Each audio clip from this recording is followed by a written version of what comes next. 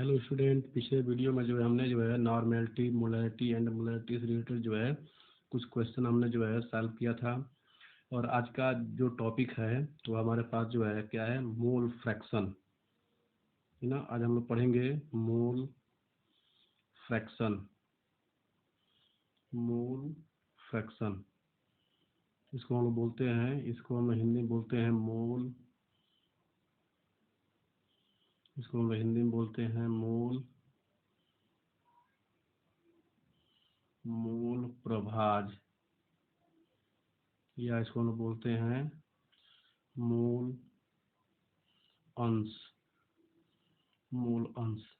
तो आज का टॉपिक क्या हमारे पास है, मोल फ्रैक्शन, या इसको हम लोग मोल प्रभाज, या हम इसको मोल अंश भी बोलते हैं।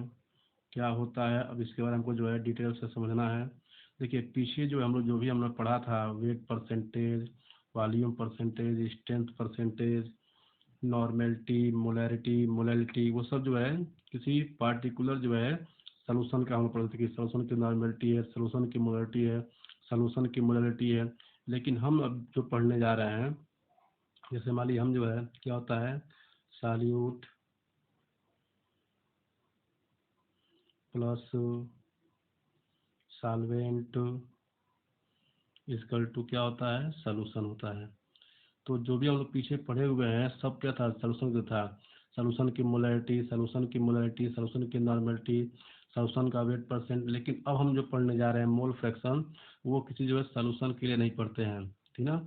हम इन सब के लिए पढ़ते हैं कि सॉल्यूट का मोल फ्रैक्शन कितना होगा, सॉल्वेंट का मोल फ्रैक्शन जो है कितना होता है। यानी जो भी आपके कंपोनेंट होते हैं सॉल्यूशन के, उनका मोल फ्रैक्शन होता है, न कि जो है किसी सॉल्यूशन का होता है।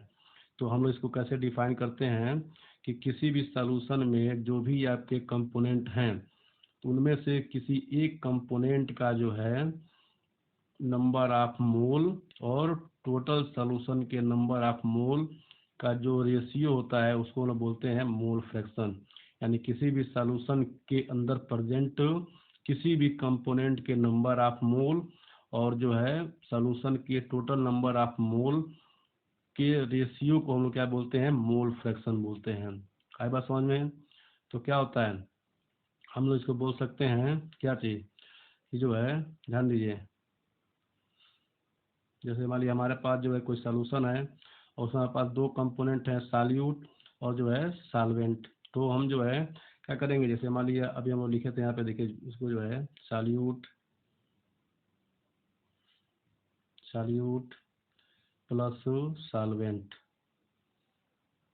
सॉल्वेंट प्लस सॉल्यूशन, यह है ये भी। देखिए अब इसका मान लीजिए नंबर ऑफ मोल क्या है, यन है, और इसका नंबर ऑफ मोल क्या है, कैपिटल यन है। तो जो हमारे पास जो पूरा सॉल्यूशन है उसका कितना नंबर ऑफ मोल होगा, दोनों को हम लोग ऐड कर देंगे तो कितना पहुंचा, यन प्लस यन। यानी जो पूरा सॉल्यूशन है उसका टोटल मोल कितना हो जाएगा, एन प्लस यन। तो अगर हमको सॉल्यूट का मोल फ्रैक्शन निकालना है, देखिए जो आपको जो मोल फ्रैक्शन है उसका सिंबल क्या होता है, हमारे पास एक्स होता है, एक्स। तो अगर मान लिया हमको सॉल्यूट का निकालना है मोल फ्रैक्शन, तो हम क्या करेंगे, हम लोग लिखेंगे एक्स सॉल्यूट। इसका मतलब क्या हुआ, यानी जो है हम लोग सॉल्यूट का मोल फ्रैक्शन फाइंड करने जा रहे हैं। आई बात समझ में, ठीक ना। तो कितना हो जाएगा, हमको सॉल्यूट का मोल फ्रैक्शन निकालना है, तो सॉल्यूट का मोल अपान सॉल्यूशन का टोटल मोल, सॉल्यूशन का टोटल मोल। तो जो हम बताएं इसका डिफिनेशन कि किसी भी सॉल्यूशन में प्रेजेंट किसी भी कंपोनेंट के नंबर ऑफ मोल और सॉल्यूशन के टोटल नंबर ऑफ मोल का जो रेशियो होता है उसको हम बोलते हैं उस कंपोनेंट का मोल फ्रैक्शन। तो मान लिया हम जो है सॉल्यूट का निकाल रहे हैं मोल फ्रैक्शन, एक सॉल्यूट, तो सॉल्यूट का mole fraction, mole number of mole और कितना जगह सॉल्यूशन का टोटल नंबर ऑफ मोल, यानी जो है एन प्लस कैपिटल एन, दो जो रेशियो होगा इसको हम बोले क्या चीज़, एक्स सॉल्यूट, यानी जो है मोल फ्रैक्शन ऑफ सॉल्यूट।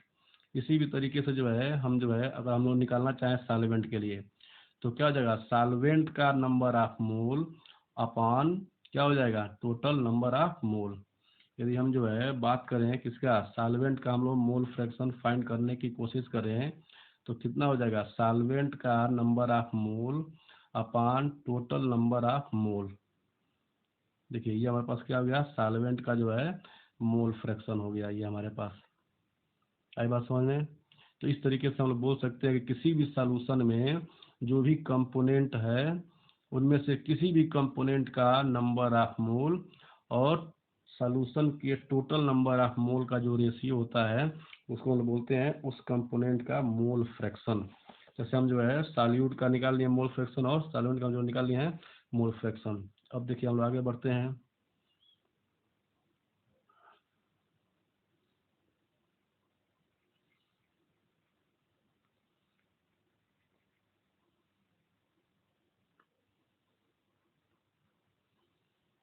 अब ध्यान दीजिए, जैसे मान लिया हम कहें कि एक सॉल्यूशन, मान लिया कोई कोई सॉल्यूशन है, उसका जो है मोल फ्रैक्शन जो है कितना होगा। कोई यहाँ पास सॉल्यूशन है, उसका मोल फ्रैक्शन जो है कितना होगा। तो कैसे मालूम चलेगा कि हम जो है सॉल्यूट के मोल फ्रैक्शन को और सॉल्वेंट के मोल फ्रैक्शन को हम आपस में क्या करें, ऐड कर दें। यानी जो है एक्स सॉल्यूशन इक्वल टू कितना होता है हमारे पास, एक सॉल्यूट प्लस एक्स सॉल्वेंट। तो अब बताइए सॉल्यूट कितना होता है मोल फ्रैक्शन, हमारे पास होता है n upon n plus capital N equal to plus इसे कितना होता है capital N upon small n plus capital N. हम इनको सम करना चाहें तो कितना हो जाएगा, हम इनको एलसीएम ले लेंगे, कितना हो जाएगा हमारे पास n plus capital N. LCM लेंगे हम लोग तो यहाँ पर हमारे पास क्या आ जाएगा हमारे पास, तो ये कैंसिल हो जाएगा, वन आएगा, वन की मल्टीप्लाई हम लोग जो करेंगे स्मॉल एन में तो स्मॉल हो जाएगा, ठीक ना। फिर हम इसका निकालेंगे तो कितना प्लस कैपिटल हो जाएगा। इस तरह जो है आपका कैंसिल हो जाएगा और कितना हो जाएगा, वन हो जाएगा।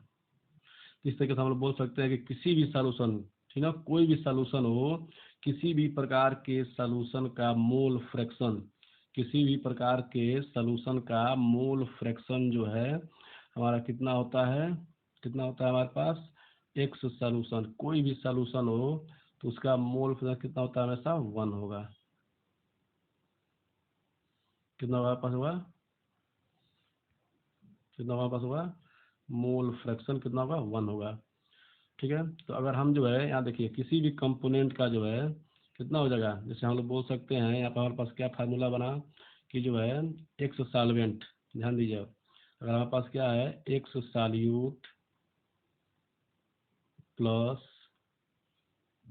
X solvent, x solvent equal to कितना हमारे पास आया है, वन आया हुआ है, वन आया हुआ। तो मान लीजिए किसी क्वेश्चन में जो है आपका सॉल्वेंट का आपका मोल फ्रैक्शन दिया हुआ है और अगर पूछ रहा है सॉल्यूट का मोल फ्रैक्शन, तो यहाँ पे कितना हो जाएगा हमारे पास x solute, x solute equal to कितना हो जाएगा one minus x solvent, x solvent, ठीक ना। अगर मान लिया आपका क्वेश्चन में जो है आपका सॉल्यूट का ही पूछा हुआ है मोल फ्रैक्शन, आपका सॉल्वेंट का आपका पूछा हुआ है मोल फ्रैक्शन, तो आप किसी एक ही को जो है फाइंड करके और उसके थ्रू आप जो है दूसरे का फाइंड कर सकते हैं। अगर मान लिया आपका जो है आपका सॉल्यूट का दिया हुआ है मोल फ्रैक्शन, अगर सॉल्वेंट का पूछ रहा है तो कितना हो जाएगा, इसी फार्मूले से, इसी पार्टिकुलर फार्मूले से हम इसको क्या कहेंगे कि एक्स सॉल्वेंट इसका टू कितना हो जाएगा minus one minus x solute. यानी आपका किसी भी एक कंपोनेंट का मोल फ्रैक्शन दिया हो तो हम इसके थ्रू जो है दूसरे कंपोनेंट का मोल फ्रैक्शन फाइंड कर सकते हैं।